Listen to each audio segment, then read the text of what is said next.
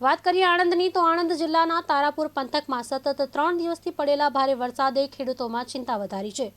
12 ઇંચથી વધુ વરસાદ અને ઉપરવાસમાં પાણીની આવક વધતા કાંસ ઓવરફ્લો થયો છે, જેના કારણે હજારો એકર ડાંગરના ખેતરોમાં પાણીમાં ગરકાવ થયા છે।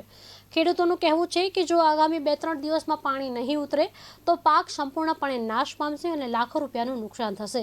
હાલ નવી રોપણી પણ શક્ય નથી, જેથી ખેડૂતો સરકાર પાસે નુકસાનીનો સર્વે કરી તાત્કાલિક સહાય જાહેર કરવાની માંગ કરી રહ્યા છે। નુકસાન તો હવે પૂરેપૂરું છે સાહેબ। નુકસાનમાં કોઈ વસ્તુ હવે શક્ય જ નથી। હવે કોઈ કયો પાક હવે ક્યારે કરવો એનું કોઈ નક્કી નથી। આ પાણી રહ્યા એ મહિનો 1.5 મહિના સિવાય ઓછા થાય નહીં।